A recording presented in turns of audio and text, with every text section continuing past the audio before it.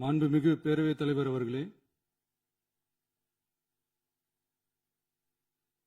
மாபெரும் தலைவர்கள் வழிநடத்திய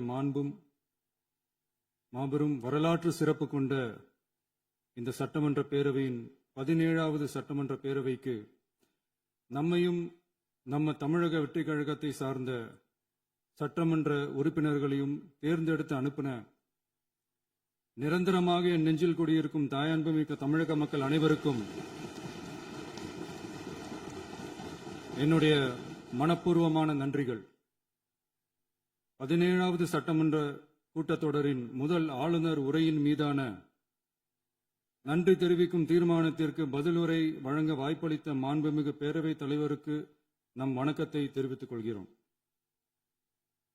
மாண்புமிகு பேரவைத் தலைவர் அவர்களே, இந்த 17வது மாமன்றத்தில் அதிகப்படியான 12 கட்சிகளை சேர்ந்த பிரதிநிதிகள் தேர்ந்தெடுக்கப்பட்டிருக்கும்.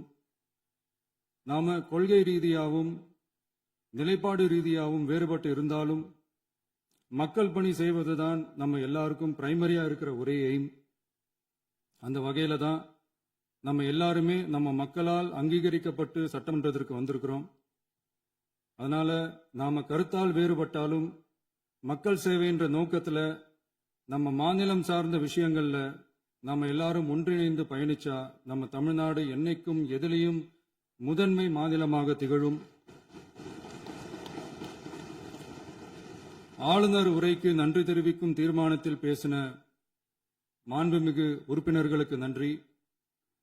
எதிர்த்து பேசினாதான் எதிர்கட்சின்னு ப்ரூவ் பண்ண முடியும்னு நினைச்சுக்கிட்டு பேசின எதிர்கட்சியை சேர்ந்த எதிர்கட்சி தலைவர் உள்ளிட்ட மாண்புமிகு உறுப்பினர்களுக்கும் வணக்கமும் நன்றியும். பதிலுரை வழங்குற அதே நேரத்தில் நம்மளை சட்டமன்ற உறுப்பினராக தேர்ந்தெடுத்த பெரம்பூர் தொகுதி மக்களுக்கு நம்மளோட நெஞ்சார்ந்த நன்றிகள். அதே மாதிரி ராஜினாமா பண்ணிட்டாலும் நம்மளை தேர்ந்தெடுத்த திருச்சி கிழக்கு மக்களுக்கும் இந்த மன்றத்தில் நம்மளோட நன்றியை பதிவு செய்கிறோம். அப்புறம் நம்மளோட அரசியல் பயணத்தை பத்தியும் கொஞ்சம் பதிவு செய்ய விரும்புகிறோம். நாம ஏதோ ஷூட்டிங்ல இருந்து நேரா வந்து சிஎம் ஆன மாதிரியே சில பேர் ஒரு இமேஜ் கிரியேட் பண்றாங்க. அவங்களுக்கு அவங்க ஆசைப்படுற லாங்குவேஜ்லயே சொல்றோம், அது வெறும் ரீல் தான், ரியல் கிடையாது. ஒரு சாதாரண நடிகனாக நம்ம கெரியர் தொடங்குச்சு. அப்புறம் அப்படியே சின்சியரா உழைச்சி மேல வந்தோம். நம்ம கெரியர்ல நாம மேல வந்ததுக்கு இந்த விஜய் ஒருத்தன் மட்டுமே காரணம் இல்லை, அவனோட உழைப்பு மட்டுமே காரணம் இல்லை. இந்த விஜயோட உழைப்புக்கும் உயர்வுக்கும் பின்னாடி இருக்கிற ஒட்டுமொத்த தமிழ்நாட்டு மக்களோட அன்பும் அரவணைப்பும் தான் காரணம். ஒவ்வொரு வீட்டில் இருக்க ஒவ்வொருத்தரும் நம்மள அவங்க வீட்டில் ஒருத்தனா ஏத்துக்கிட்டது தான் நமக்கு கடவுளும் மக்களும் தந்த மிகப்பெரிய வரம். அதுக்காகவே கடவுளுக்கு சமமான நம்மளோட சொந்தங்களான தமிழக மக்கள் அனைவருக்கும் மீண்டும் மீண்டும் நன்றி. இப்படி நம்மள தாயன்போடு அள்ளி அரவணைச்ச தமிழ்நாட்டு மக்களுக்கு நாம எப்படியெல்லாம் துணையாக இருந்தோம், எப்படியெல்லாம் மக்களோட மக்களா இருந்தோம்னு சொல்றேன். 1990ஸ்லயே ரசிகர் மன்றமா இருந்தப்பவே மக்களுக்கு துணையா நிக்க ஆரம்பிச்சோம். அதுக்கப்புறம் நற்படி மன்றமாவும் அதுக்கப்புறம் விஜய் மக்கள் இயக்கமாவும் மாறி மக்களோட மக்களா நின்றுகிட்டு இருந்தோம். 2008 ஈழத் தமிழருக்கு ஆதரவா உண்ணாவிரதம் போராட்டம் செஞ்சோம். போர் முடிவுக்கு வரணும், நம்ம தொப்புள் கொடிய உறவுகளான ஈழத் தமிழர்களுக்கு பாதுகாப்பான நிம்மதியான ஒரு வாழ்வு கிடைக்கணும்னு அன்னைக்கே கோரிக்கை வச்சோம். 2009 ஆரம்பிச்ச விஜய் மக்கள் இயக்கம் வழியா நம்மளோட மக்கள் நல பணிகளை எக்ஸ்டெண்ட் அண்ட் எக்ஸ்பேண்ட் பண்ணிக்கிட்டே வந்தோம். கல்விக்கு துணையா இருந்தோம், சோசியல் சர்வீஸ் செஞ்சோம், வெள்ள நிவாரணத்துல துணையா இருந்தோம், கொரோனா காலத்துல மக்களுக்கு தோள் கொடுத்தோம். விலையில்லா விருந்தகம், குருதியகம், முட்டைப்பால் ரொட்டி திட்டம், விழியகம், பயிலகம், நூலகம், இப்படி பல வழியில மக்களுக்கு துணையா இருந்தோம். அப்புறம் நம்மளோட திரைப்படங்கள்ல நம்மளால முடிஞ்ச வரைக்கும் ஊழல் எதிர்ப்ப சொன்னோம், சமூக நீதியை சொன்னோம், கல்வியை பத்தி சொன்னோம், அரசியலை பத்தி சொன்னோம். அரசியலை பத்தி பேசுனதுனால நம்ம படங்கள் சந்திச்ச இதுவரைக்கும் சந்திக்கிற பிரச்சனையை பத்தி எல்லாருக்குமே தெரிஞ்சதுதான். இது மட்டும் இல்லாம 2011 நாகப்பட்டினத்துல மீனவர் பிரச்சனைகளுக்கு ஆதரவா ஒரு பெரிய பொதுக்கூட்டம் நடத்தினோம். மீனவர்கள் மீதான தாக்குதலை கண்டிச்சு பேசி அதுல நம்மளோட எதிர்ப்பை பதிவு செஞ்சோம். 2017 ஜல்லிக்கட்டு போராட்டத்தில் தமிழர் பண்பாட்டு உரிமைக்கான நம்மளோட ஆதரவை தெரிவிச்சோம். 2018 ஸ்டெர்லைட் போராட்டம் துப்பாக்கி சூட்ல பாதிக்கப்பட்ட நம்ம சொந்தங்களை நேர்ல சந்திச்சு ஆறுதல் சொன்னோம். 2021 உள்ளாட்சி தேர்தலில் விஜய் மக்கள் இயக்க வேட்பாளர்கள் போட்டியிட்டு ஜெயிச்சாங்க. கல்வி விருது விழா நடத்தி சிறந்த மதிப்பெண் பெற்ற மாணவ மாணவிகளுக்கு ஊக்கத்தொகையும் பரிசும் கொடுத்தோம். 2024 தமிழக வெற்றி கழகத்தை ஆரம்பிச்ச உடனேயே CAA-வை எதிர்த்து அறிக்கை விட்டோம். அரசியல் கட்சியை ஆரம்பிச்சு விழுப்புரம் மாவட்டத்தில் விக்கிரவாண்டியில நம்மளோட முதல் மாநில மாநாட்டிய வெற்றி கொள்கை திருவிழாவை நடத்தினோம். தந்தை பெரியார், பெருந்தலைவர் காமராஜர், அண்ணல் அம்பேத்கர், வீரமங்கை வேலுநாச்சியார், மக்கள் சேவகர் அஞ்சலை அம்மாள்னு நம்மளோட 5 கொள்கை தலைவர்களை அறிவிச்சோம். இந்தியாவிலே 2 பெண் ஆளுமைகளை கொள்கை தலைவர்கள் அறிவிச்ச ஒரே கட்சி நம்ம டிவிக்கு மட்டும்தான் என்ற பெருமையோடு அறிவிச்சோம். பெரியார் சொன்ன மாதிரியே அவர் சொன்னதுல நமக்கு ஏற்புடையதை மட்டும் எடுத்துக்கிட்டோம். அவரோட கடவுள் மறுப்பு கொள்கையில நமக்கு உடன்பாடு இல்லைன்னு ஓப்பனா அறிவிச்சோம். நமக்கு கடவுள் நம்பிக்கை உண்டுன்னு அறிவிச்சோம். யாரோட நம்பிக்கைக்கும் நாம் எதிரானவங்க இல்லைன்னு தெளிவா அறிவிச்சோம். பெண் கல்வி, பெண்கள் முன்னேற்றம், சமூக சீர்திருத்தம், சமூக நீதி, இப்படி பெரியாரோட கருத்துக்களை நிறையவே ஏத்துக்கிட்டோம்னு அறிவிச்சோம். அண்ணல் அம்பேத்கரோட சம வாய்ப்பு, சமநீதி, சமத்துவத்தை ஃபாலோ பண்ணுவோம்னு அறிவிச்சோம். பெருந்தலைவர் காமராஜரோட மதச்சார்பின்மையை ஏத்துக்கிட்டதோட அவரோட நேர்மையான நிர்வாகத்தையே ஒரு கொள்கையா ஏத்துக்கிட்டோம்னு அறிவிச்சோம். வீரமங்கை வேலு நாச்சியாரோட மண் மீட்பையும் சமூக நல்லிணக்கத்தையும் பின்பற்றுவோம்னு அறிவிச்சோம். மக்கள் சேவகர் அஞ்சலை அம்மாளோட விடுதலை வேட்கையையும் மக்களோட வாழ்வாதாரத்துக்காக உறுதியாக நிற்கிறதையும் பின்பற்றுவோம்னு சொன்னோம். எல்லாருக்கும் எல்லாமும் கிடைக்கணும், எம் மதமும் நம் மதம்னு சொல்லி மதச்சார்பற்ற சமூக நீதி தான் நம்ம கொள்கைன்னு அறிவிச்சோம். நம்ம கொள்கை எதிரி யாரு, அரசியல் எதிரி யாருன்னு ஓப்பனா அறிவிச்சோம். எல்லாத்துக்கும் மேல பிறப்புக்கும் எல்லா உயிருக்கும்ன்றத நம்மளோட அடிப்படை அரசியல் கோட்பாட்டா அறிவிச்சுட்டு தான் அரசியலுக்கே வந்தோம்.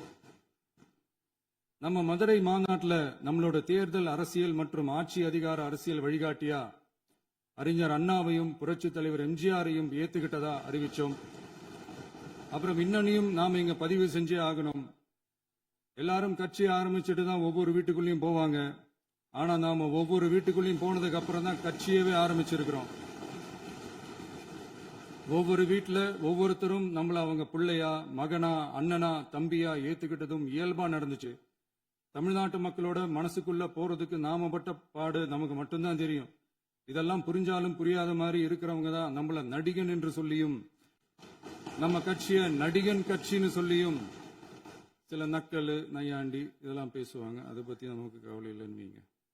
இப்படி நம்ம அரசியல் பயணம் ரொம்ப டிரான்ஸ்பரண்டா தான் ஆரம்பிச்சிருக்கு. இந்த 2026 தேர்தலில் கூட்டணியே இல்லாமல் தனியா நின்னோம். மக்கள் நம்மள தெளிவா புரிஞ்சுகிட்டதாலையும் நம்ம டிவிகே தோழர்களோட உழைப்பாலையும் நாம 35% வாக்குகளை வாங்கினோம்.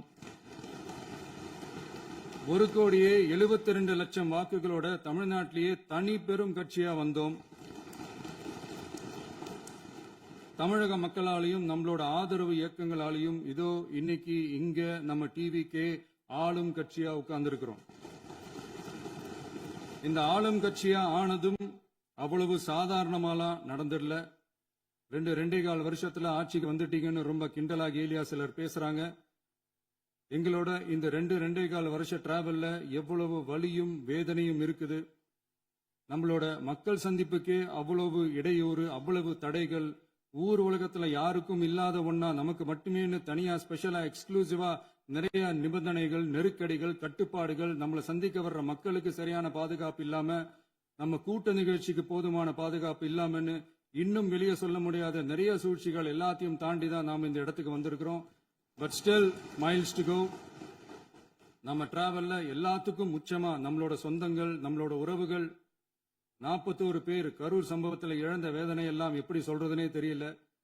நம்ம மனசு விட்டு என்னைக்கும் அந்த வலியும் வேதனையும் நீங்கவே நீங்காது.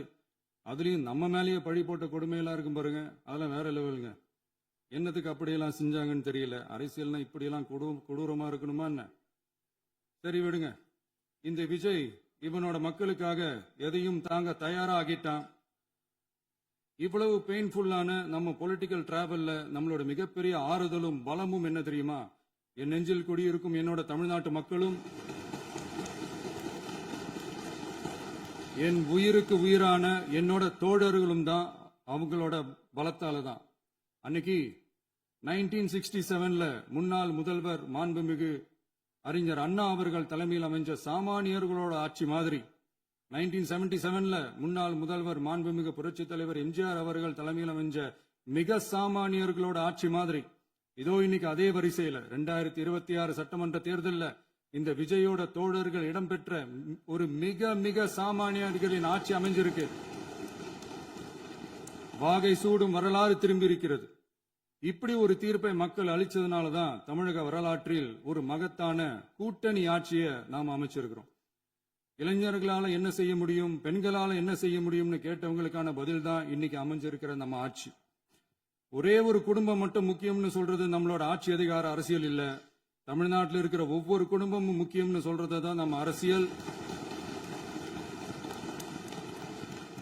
நம்மளோட ஆட்சி அதிகாரம் அதான் நம்மளோட மனசாட்சி உள்ள மக்களாட்சி.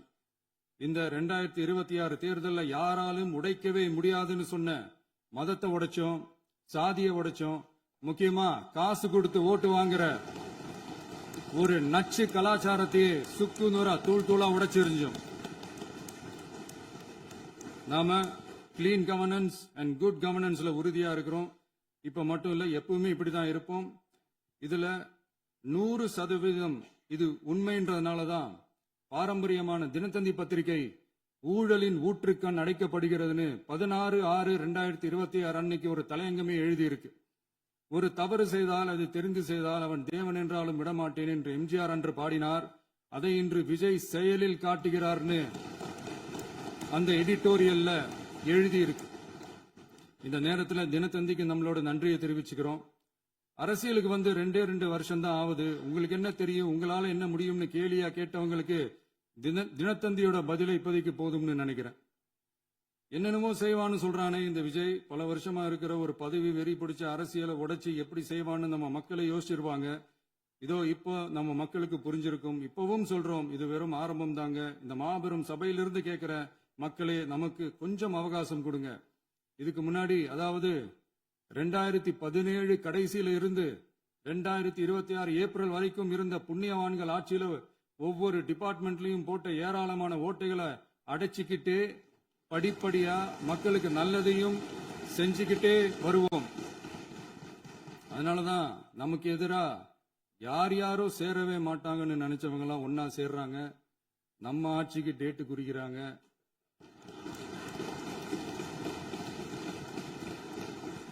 சரி, அவங்கள நம்ம மக்களே பார்த்துப்பாங்க, அது விடுங்க. நாம ஆட்சிக்கு வந்து சரியா 40 நாள் ஆகுது. அதுக்குள்ள என்ன செஞ்சீங்கன்னு கேக்குறாங்க. ஒரு லிஸ்ட் ஒன்னு சொல்றேன், கேளுங்க. பெண்கள் பாதுகாப்புக்காக சிங்கப்பெண் சிறப்பு படை, 200 யூனிட் வரை கட்டணமில்லா மின்சாரம், போதைப் பொருள் ஒழிப்புக்காக தனிப்படை, குறுவை நெல் சாகுபடியை ஊக்குவிப்பதற்காக 134.83 கோடி சிறப்பு தொகுப்பு திட்டம், வழிபாட்டு தலம், ஸ்கூல், பஸ் ஸ்டாண்ட், அதுக்கு பக்கத்துல இருக்கிற 717 மதுபான கடைகள் மூடப்பட்டன.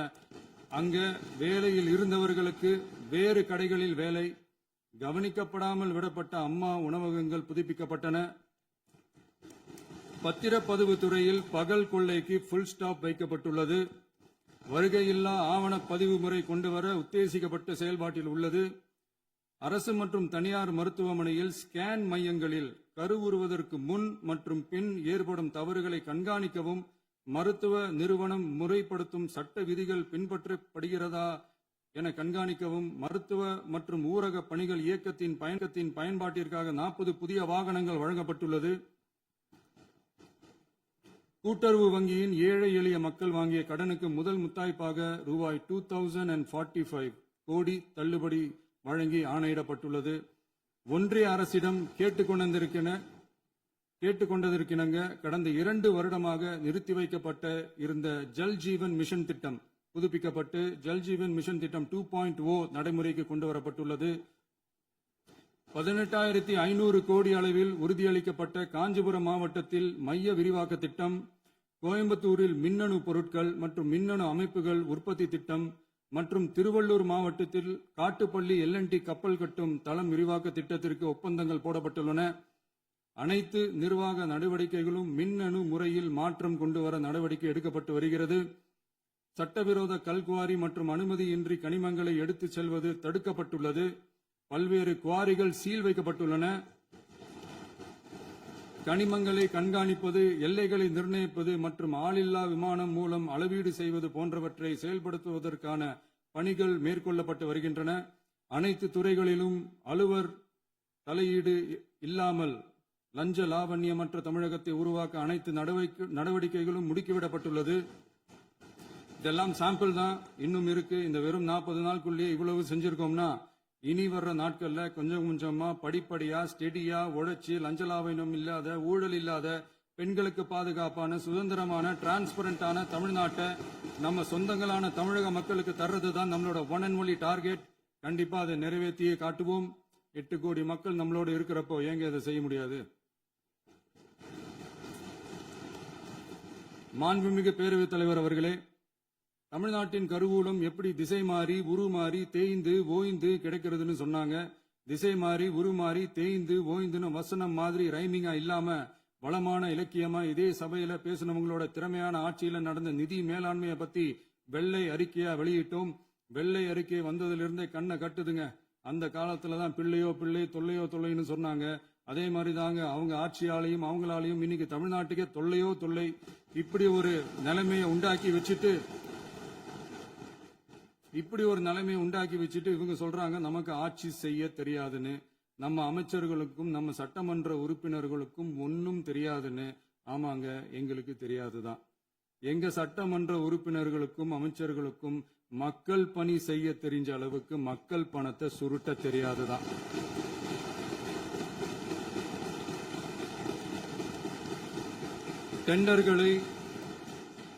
டெண்டர்களை முறைப்படுத்த தெரிஞ்ச அளவுக்கு அதோட ரேட்டை உயர்த்தி ஊழல் செய்ய தெரியாதுதான். பதவி உயர்வு வழங்கவும் பணி இடமாற்றம் கலந்தாய்வு நடத்தவும் தெரியுமே தவிர பதவி உயர்வுக்கும் பணியிட மாற்றத்திற்கும் பணம் பறிக்க தெரியாதுதான். புதிய பணியிடங்கள் உருவாக்க தெரியுமே தவிர அந்த பணியிடங்களை பணத்துக்கு விற்க தெரியாதுதான். கோயில்கள்ல நடக்கிற நிர்வாக சீர்கேட்டை தடுக்க நீங்க பேசுங்க. கோயில்கள்ல நடக்கிற நிர்வாக சீர்கேட்டை தடுக்க தெரியுமே தவிர கோயில் பணத்தை கொள்ளையடிக்க தெரியாதுதான். தங்கத்தை உருக்கி தாரை வார்க்க தெரியாதுதான். கனிம வளத்தை பாதுகாக்க தெரிஞ்ச அளவுக்கு கனிமத்தை வித்து கொள்ளையடிக்க தெரியாதுதான். அரசு வருமானத்தை அரசு கஜானாவுக்கு மாத்த தெரிஞ்ச அளவுக்கு அந்த பணத்தை தனிப்பட்ட கஜானாவுக்கு மடை மாத்த தெரியாதுதான். போதை கலாச்சாரத்தை தடுக்க தெரிஞ்சவங்களுக்கு போதை கலாச்சாரத்தை வளர்க்க தெரியாதுதான். நம்ம குடும்பத்தில் இருக்கிற பாட்டி, அம்மா, அக்கா, தங்கச்சி, குழந்தைங்களை, பெண்களை மதிக்க தெரிஞ்சவங்களுக்கு ஓசி பஸ், 1000 ரூபாய் கேஸ், இப்படிலாம் பேச தெரியாதுதான்.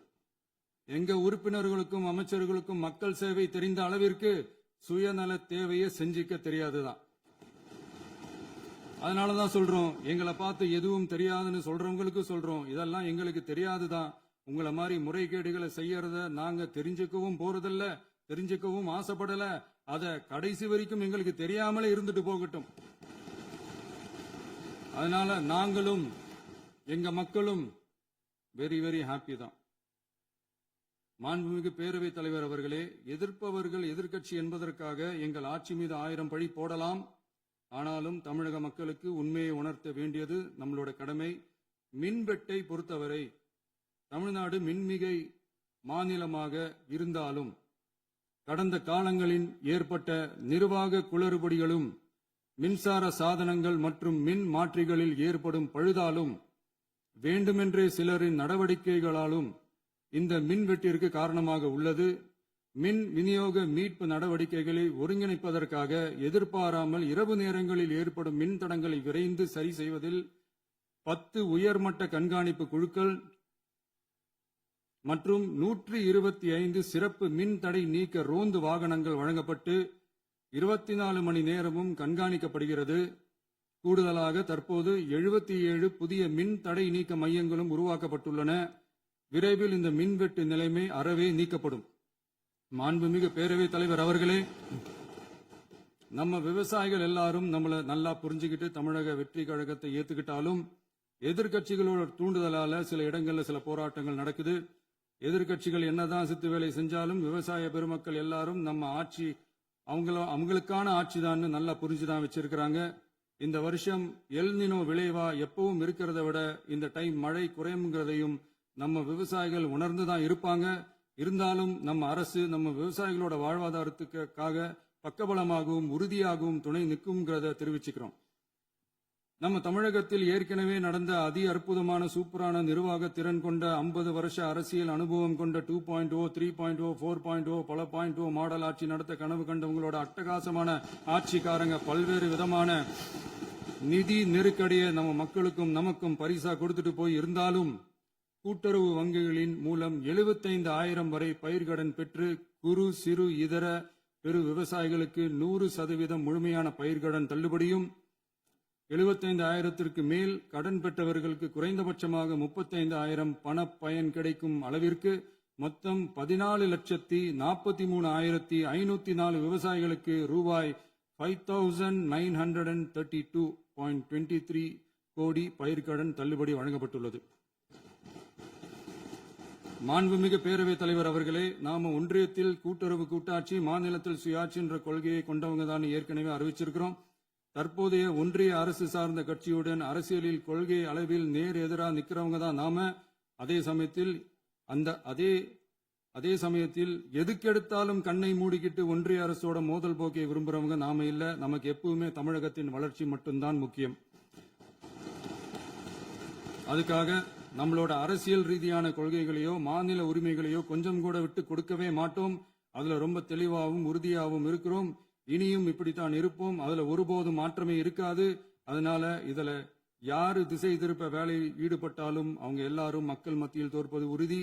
எனவே நம்ம மக்களுக்கோ சிறுபான்மை சகோதரர்களுக்கோ நம்ம ஆதரவு இயக்கங்களுக்கோ எந்தவித சந்தேகமும் வேண்டாம். நாம் யாரோட டீமும் இல்ல. நாம எப்பவுமே பியூரான பீப்புள்ஸ் டீம். இன்னும் சொல்ல போனா நாம secular team, social justice team.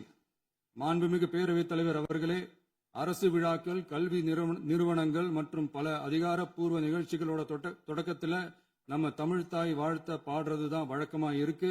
தமிழ்தாய் வாழ்த்த பொறுத்த வரைக்கும் நம் அரசு இதுல நம்மளோட உறுதியான நிலைப்பாட்டை ஒன்றிய அரசுக்கு மிக தெளிவா தெரிவிச்சிருக்கு. அது இல்லாம இதில் மாநில அரசின் கொள்கைக்கு ஏற்ப ஒன்றிய அரசின் அறிவிக்கையில் திருத்தம் மேற்கொள்ள கோரிக்கையும் விடுக்கப்பட்டுள்ளது.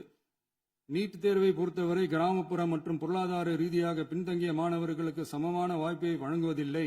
மருத்துவ கல்வியில் சமூக நீதி மற்றும் சம வாய்ப்பை நீட் பாதிக்கிறது என்பதை உணர்கிறோம். எனவே மருத்துவ படிப்புகளுக்கான சேர்க்கையை 12ஆம் வகுப்பு மதிப்பெண்களின் அடிப்படையில் நடத்த வேண்டும் என்று நமது அரசு வலியுறுத்தி வருகிறது. மத்திய அரசிடம் நீட்டிலிருந்து தமிழ்நாட்டிற்கு விலக்கு வழங்க வேண்டும் என்று கோரிக்கை விடுத்துள்ளது. மாண்புமிகு பேரவைத் தலைவர் அவர்களே, பேரறிஞர் அண்ணா அவர்கள் தலைமையிலான அரசு 1968இல் இருமொழி கொள்கையை நடைமுறைப்படுத்தியது. தமிழ் ஆட்சி மொழி, தமிழ் மொழியை பாதுகாப்பது, மாணவர்களுக்கு ஆங்கிலத்தின் மூலம் உலக அளவிலான வாய்ப்புகளை வழங்குவது, எந்த ஒரு மொழியையும் கட்டாயமாக திணிப்பதை தவிர்ப்பது மற்றும் எதிர்ப்பது, நிலத்தின் மொழி மற்றும் பண்பாட்டு அடையாளத்தை பேணுவது என்பதை நம் தமிழக வெற்றிக் கழக ஆட்சி ஏற்றுக்கொண்டுள்ளது. எனவே தமிழ்நாட்டில் தமிழ் ஆட்சி மொழி மற்றும் இருமொழி கொள்கை என்பதில் நமக்கு மாற்று கருத்தே இல்லை.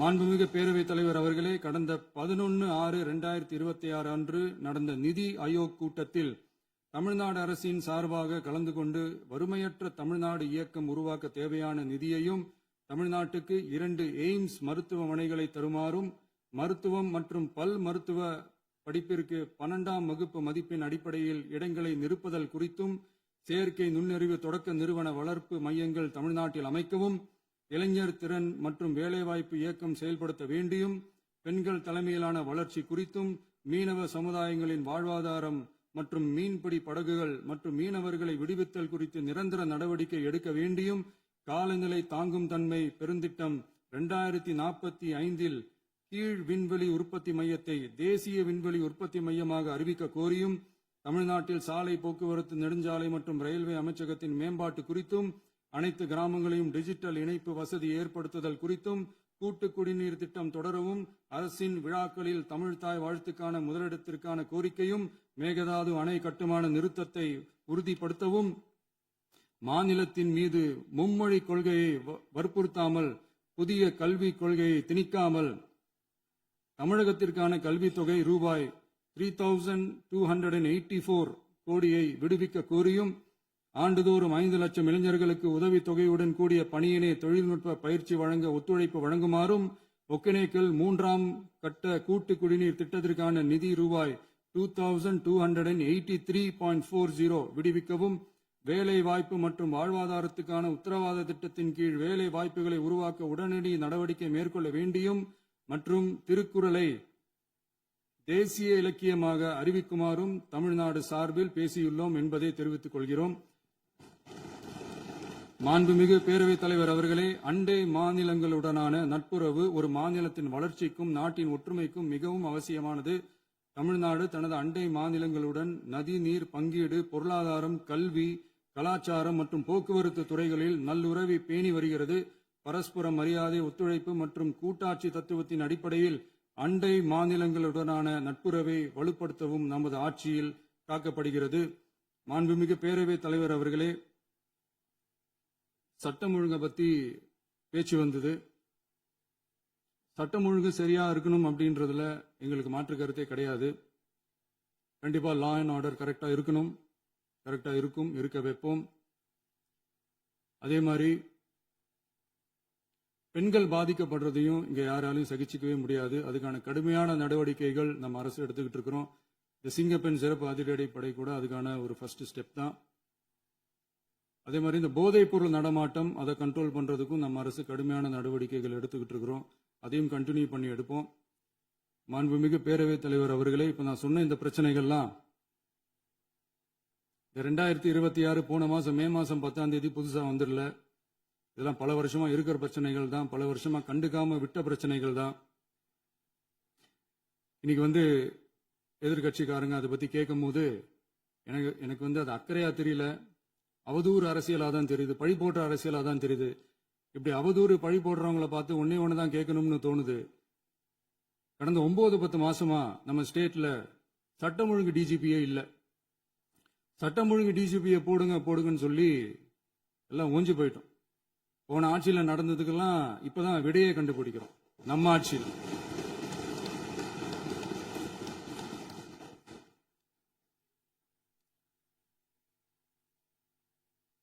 இந்த போதைப் பொருள் நடமாட்டம் எல்லாம் தாறுமாறா அப்படியே பரவி கொட்டி கிடக்குது. இதெல்லாம் இனிஷியல் ஸ்டேஜ்லயே யார் கண்ட்ரோல் பண்ணியிருக்கணும்? போலீஸ் டிபார்ட்மெண்ட் அப்ப யார் கையில இருந்தது? இத்தனை கேள்வி நம்மளை பார்த்து கேட்கறாங்களே, ஒரே ஒரு கேள்விதான் நான் கேட்கணும்னு தோணுது. போலீஸ் டிபார்ட்மெண்ட்டை கையில வச்சுக்கிட்டே பிகினிங்லயே இனிஷியல் ஸ்டேஜ்லயே இந்த போதைப் பொருள் நடமாட்டத்தை ஏன் கண்ட்ரோல் பண்ணல? மனசாட்சி உள்ளவங்க இந்த பிரச்சனையெல்லாம் ஏன் நடக்குதுன்றது அவங்களுக்கே நல்லா தெரியும். இன்னைக்கு சட்டம் ஒழுங்கை பத்தி கேள்வி கேட்க கூடாதா அப்படின்னா தாராளமா கேட்கலாம். இது ஜனநாயக அரசு, மன்னராட்சி எல்லாம் கிடையாது, மனசாட்சி உள்ள மக்களாட்சி. அதனால கேள்வி கேட்கலாம், எல்லாருக்கும் எல்லா உரிமையும் உண்டு. விமர்சனம் செய்யலாம், எல்லாருக்கும் எல்லா உரிமையும் உண்டு. ஆனா நம்ம ஆட்சியில் என்ன நடவடிக்கைகள் எடுத்திருக்கோன்றது தெரிஞ்சுக்கிட்டு அதுக்கு ஏற்ற மாதிரி ஒரு நடுநிலையா பேசுனீங்கன்னா கொஞ்சம் நல்லா இருக்கும். சட்டம் ஒழுங்கை பத்தி யாருக்கு என்ன யோசனை இருந்தாலும், மக்கள் நலனுக்காக யாருக்கு என்ன யோசனை இருந்தாலும் அதை தாராளமாக சொல்லலாம். நம்ம அரசு அது காது கொடுத்து கேட்கும். ஆனா நம்ம அரசினுடைய நிர்வாகத்திறன் அதை பத்தி பேசுறவங்களுக்கு இந்த ஊரடிச்சு உலையில போட்டு ஊழல் மேல ஊழலா செஞ்சுக்கிட்டு அதுல இருந்து தப்பிக்கிறதுக்கு பேர் தான் நிர்வாகத்திறன் அப்படின்னு சொன்னா, அப்படிப்பட்ட ஒரு ஊழல் செய்யற நிர்வாகத்திறனை நம்ம அரசு ஒரு நாளும் செய்யாது.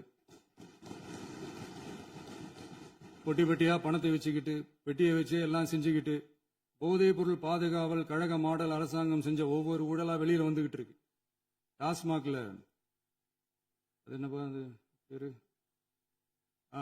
பார்ட்டி ஃபண்ட், கட்சி நிதி அப்படின்ற பேர்ல அடிச்ச கொள்ளையெல்லாம் ஒண்ணு ஒண்ணா இப்போ கவர்மெண்டோட கஜானாவுக்குள்ள கொண்டு சேர்த்துக்கிட்டே இருக்கிறோம். உட்காருங்க. மாண்புமிகு முதல்வர்கள் பதிலுரைக்கு பிறகு முதல்வர் பதிலுரைக்கு பிறகு நேரம் தரேன். அப்ப பேசட்டும், அவங்க பேசட்டும், அவங்கள பேச அனுமதி. உட்காருங்க, உட்காருங்க.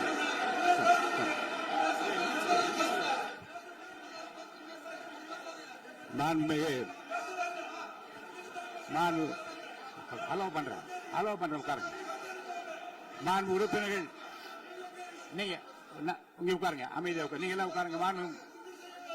உட்காருங்க, உட்காருங்க. மாண்புமிகு நீங்க எல்லாரும் உட்காருங்க, உட்காருங்க, உட்காருங்க, உட்காருங்க, உட்காருங்க. அமைதியா உட்காருங்க. இருங்க, உட்காருங்க. அப்புறம் நீங்க என்ன உட்காருங்க, நான் கொடுங்க, உட்காருங்க.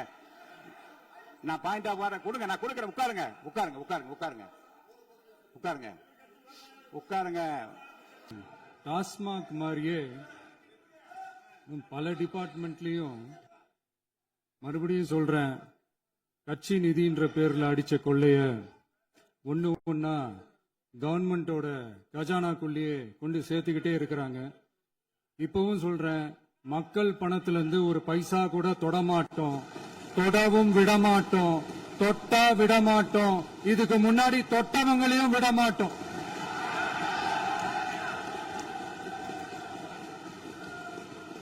ஒவ்வொரு ஊழலா வெளியில வரும் போலே, ஒவ்வொரு வேஷமா கலைஞ்சிரும் போலே, இங்க இருக்கிற நிறைய பேரு நடுங்கி போய் இதுல நம்ம மேல அவதூறு வேற. இப்ப புதுசா ஒரு வெப்பன் ஒண்ணு கொண்டு வந்திருக்காங்க. அது என்ன தெரியுமா? அவங்க தயவால தான் நம்ம ஆட்சி நடக்குதாம். மக்கள் தயவால இந்த ஆட்சி நடந்துகிட்டு இருக்கு. மனசாட்சி உள்ள சக்திகளோட ஆதரவால இந்த ஆட்சி நடந்துகிட்டு இருக்கு. நாங்க தான் அனுப்பி வச்சோம் அப்படின்றாங்களே. அனுப்பி வச்சவங்களுக்கு மினிஸ்ட்ரியில இடம் கொடுத்தா ஏன் கதறீங்க? ஏன் இவ்வளவு கோவம்? ஏன் இவ்வளவு கதறல்ஸ்? இதுல இன்னொரு முக்கியமான விஷயம், மார்க்சிஸ்ட் கம்யூனிஸ்ட் கட்சி நமக்கு ஆதரவு கொடுத்தது சுயேட்சையா எடுத்த முடிவுன்னு சொல்றாங்க. அதே மாதிரி இந்திய கம்யூனிஸ்ட் கட்சி நமக்கு ஆதரவு கொடுத்தது சுயேட்சையா எடுத்த முடிவுன்னு சொல்றாங்க. இதுல எங்க இருந்து நாங்க தான் அனுப்பி வச்சோம்னா புரியலையே. மக்களுக்கு நல்லா புரியும், எல்லாத்தையும் தெளிவா பார்த்துக்கிட்டு இருக்கிறாங்க.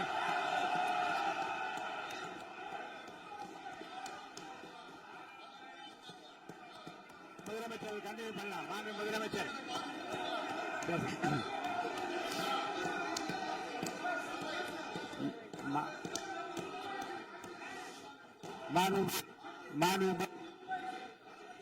முதலமைச்சர் கண்டினியூ பண்ணலாம். நீங்க கண்டினியூ பண்ணலாம்.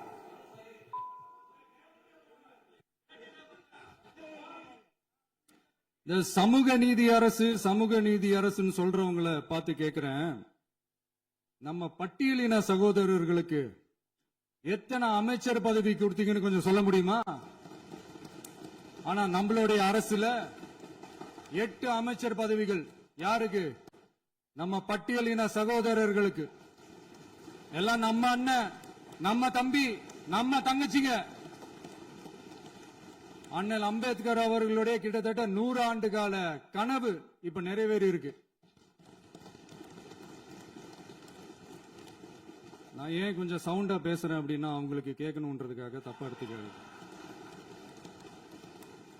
அதே மாதிரி பெண்களோட பாதுகாவலர் நாங்க தான் அப்படின்னு சொல்லிக்கிறவங்களை கேட்கிறேன், எத்தனை பெண்களுக்கு அமைச்சர் பதவியில இடம் கொடுத்தீங்க கொஞ்சம் சொல்ல முடியுமா? எங்க அரசுல 4 சகோதரிகளுக்கு அமைச்சர் பதவி கொடுத்திருக்கிறோம்.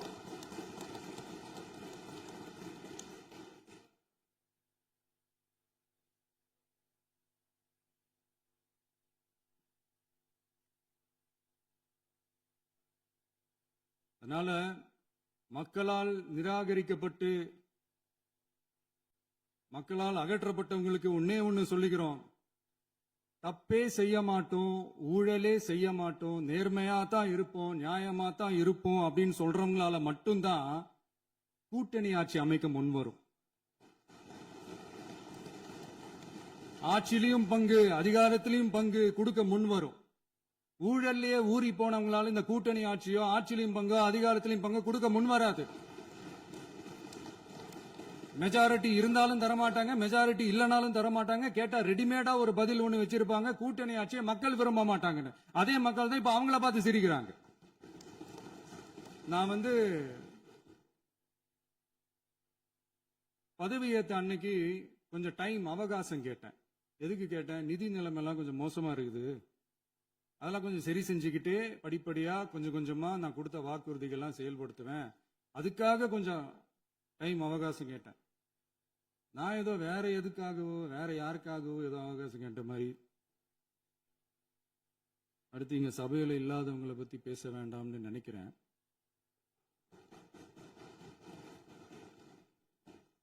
இங்க நம்மளை பத்தி அவதூறு பரப்புறதோட மட்டும் இல்லாம இப்ப நம்ம மக்கள் மேலேயும் அவதூறு பரப்ப ஆரம்பிச்சிட்டாங்க. மக்கள் நமக்கு ஓட்டு போட்டது தப்பா, குடும்பம் குடும்பமா நமக்கு ஆதரிச்சது தப்பா. இது இப்ப இல்ல, நான் சொல்றது எம்ஜிஆர் அவர்கள் காலத்திலிருந்தே. அப்பவே அவர் ஜெயிச்சப்போ அதே மக்களை தப்பு தப்பா பேசுறது. மக்கள் என்ன பண்ணிட்டாங்க, எம்ஜிஆர் என்ன பண்ணிட்டாரு, எம்ஜிஆர் என்ன இது பண்ணிட்டாரு.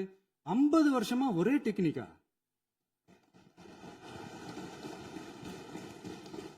டெக்னாலஜி எல்லாம் மாறி வேற எங்கேயோ போயிட்டு இருக்கு பஸ். இதுல கொஞ்சம் டெக்னிக்காச்சும் கொஞ்சம் மாத்தினா கொஞ்சம் நல்லா இருக்கும். அதனால மக்களுக்கு யூஸ்ஃபுல்லா இருக்கிற மாதிரி இந்த ஆக்கப்பூர்வமான கருத்துக்களோ ஆக்கப்பூர்வமான யோசனைகளோ இருந்தா சொல்லுங்க, அதை நாங்க டிஃபரெண்டா எடுத்துக்கிறோம். ஆனா அதை விட்டுட்டு இந்த நக்கலு நையாண்டி சம்பந்தம் இல்லாத பேச்சு இதெல்லாம் பேசிட்டு அப்புறம் முதல்வர் பதில் சொல்லல, முதல்வருக்கு பதில் சொல்ல தெரியல அப்படின்னா அப்புறம் என்ன சோஃபா மாடல் ஆட்சியா? அது என்னன்னு புரியறதுக்கு எனக்கு ரொம்ப நாள் ஆச்சு. இந்த sofa set, table chair, teapoy, furniture பிசினஸ்லாம் வேற எங்கேயும் வெளியில போய் பண்ண சொல்லுங்க. அப்படி அந்த பிசினஸ் தான் பண்ணணும்னா நிறைய பிசினஸ் பண்ற மாதிரி வெளியில போய் பண்ண சொல்லுங்க, இங்க சட்டசபைக்குள்ள வேணாம். அதனால ஆக்கப்பூர்வமான கருத்துக்கள் இருந்தா சொல்லுங்க, டெஃபினட்டா அது சரியா இருந்தா நாங்க ஏத்துக்கிறோம். எனக்கு ஒரு குட்டி கதை ஒண்ணு ஞாபகம் வருது, சொல்லாமா? ஒரு ஊர்ல ஒரு பெரியவர் வெயில் ரொம்ப ஜாஸ்தியா இருக்குன்னு சொல்லிட்டு கண்ணுக்கு மேல கை வச்சுக்கிட்டு இப்படி சுத்தி முத்தி தேடிக்கிட்டு இருந்தாராம். அப்ப கூட இருந்த ஒரு சின்ன பையன் என்ன தேடுறீங்க அப்படின்னு கேட்டானா. அதுக்கு அந்த பெரியவர் சொன்னாரா, அது ஒண்ணு இல்ல தம்பி, உங்க அப்பா இங்கதான் இருப்பாருன்னு சொன்னாங்க, அதான் தேடிக்கிட்டு இருக்கேன். எங்க உங்க அப்பாவையா காணோம்?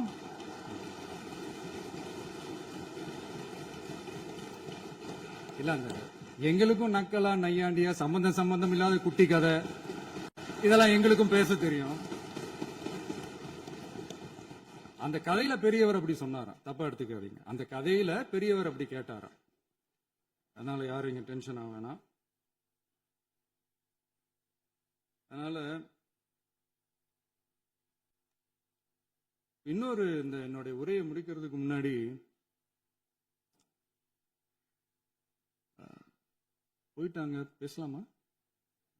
உங்க கருத்துக்களை நீங்க முழுமையாக மன நிறைவோடு பேசலாம். டிவியில பார்க்கலாம். சரி, அதான் 5 நிமிஷம் பேசுனதுக்கே கொலை தூரி இந்த ஆட்டம் ஆயிடுச்சு. பேசுனா அப்புறம் என்ன பண்றது? கடைசியா நான் இந்த உரையை முடிக்கிறதுக்கு முன்னாடி ஒரு முக்கியமான ஒரு விஷயம் பத்தி சொல்லணும். ஆளுநர் உரை அன்னைக்கு இந்த தமிழ் தாய் வாழ்த்துக்கு அப்புறம் தேசிய கீதம் பாடினது தப்பு, தேசிய கீதம் 2 முறை பாடினது தப்பு. அப்படி ஒரு நிகழ்வு இதுக்கு முன்னாடி இந்த சட்டசபையில நடந்ததே கிடையாது. அந்த மரபையே மாத்திட்டீங்க. இப்படி ஒரு பெரிய ஒரு போர் மாதிரி எதிர்கட்சி சார்ந்தவங்க எல்லாம் சொன்னாங்க இல்லையா? அந்த மாநில உரிமை போராளிகளை, அந்த மரபு காக்கிற உரிமை போராளிகளை ஒரே ஒரு கேள்விதான் கேட்கணும். 2021 ஆகஸ்ட் 2 ஞாபகம் இருக்கா? Centenary celebration of Tamil Nadu legislature. அந்த ஃபங்க்ஷன்ல நம்ம முன்னாள் முதலமைச்சர் கருணாநிதி அவர்களோட கலைஞர் அவர்களுடைய கலைஞர் அவர்களுடைய புகைப்படத்தை மாண்புமிகு குடியரசுத் தலைவர் திறந்து வைக்கிற ஒரு ஃபங்க்ஷன். அந்த ஃபங்க்ஷன்ல national anthem followed by Tamil Thai Vazhthu அப்படின்னு அறிவிச்சது ஞாபகம் இருக்கா? அதாவது தேசிய கீதத்துக்கு அப்புறமா இரண்டாவது முறையா, நோட் திஸ் பாயிண்ட் மாண்புமிகு பேரவைத் தலைவர் அவர்களே, ப்ளீஸ் நோட் திஸ் பாயிண்ட். தேசிய கீதத்துக்கு அப்புறம் இரண்டாவது முறையாக தமிழ் தாய் வாழ்த்து பாடப்படும் அப்படின்னு சொன்னது ஞாபகம் இருக்கா? அதுவும் முத்தமிழ் அறிஞர் அப்படின்னு சொல்ற நம்ம கலைஞர் அவர்களுடைய அந்த புகைப்படம் வெளியிட்டு விழாவில் அவர் இருந்த இதே சபையில தமிழ இரண்டாவது இடத்துக்கு தள்ளினது யாருன்னு ஞாபகம் இருக்கா? அது மட்டும் இல்ல, அந்த தேசிய கீதத்தை நாட்டுப்பண் நேஷனல் ஆந்தம்னு சொல்லி அதே ஃபங்க்ஷன்ல கடைசியா ஃபங்க்ஷன் முடியும் போது செகண்ட் டைம் தேசிய கீதம் பாடினதும் ஞாபகம் இருக்கா? இதே அவையில் தான் அது அவை குறிப்பிலும் இருக்கிறது. இதே அவையில் தான் நடைபெற்றது. இந்த தக்க நேரத்தில் இந்த ஆதாரங்களை அளித்த மாண்பு முதல் அவர்களுக்கு நன்றியை தெரிவித்துக் கொள்கிறேன். டவுட் இருந்தா இந்த புக்கை பார்த்து தெரிஞ்சுக்கலாம். அதனால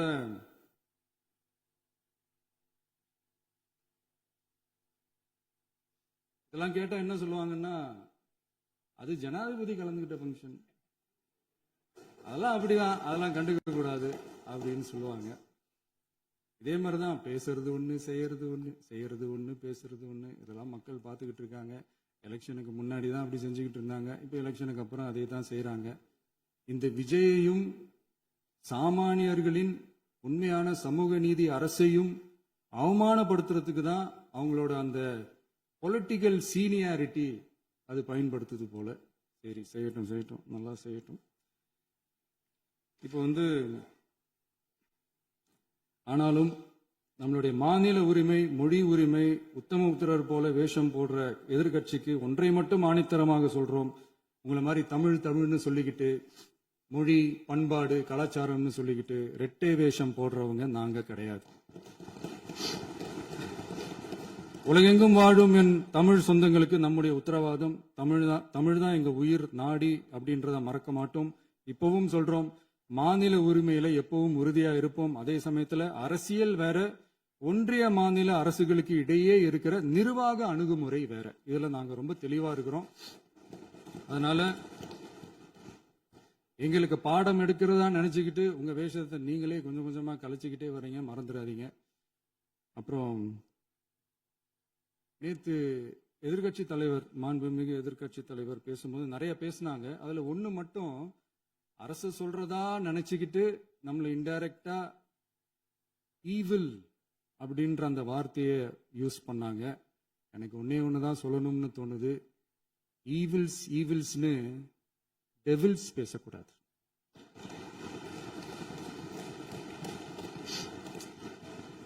அவங்க இருந்திருந்தா ஒரு ஆக்ஷன் பண்ணணும்னு எனக்கு தோணுச்சு. எல்லாரும் போயிட்டாங்க. பர்மிஷன் பண்ணலாமா? இப்பவும் பண்ணலாம், ஒன்றும் தப்பு இல்லை.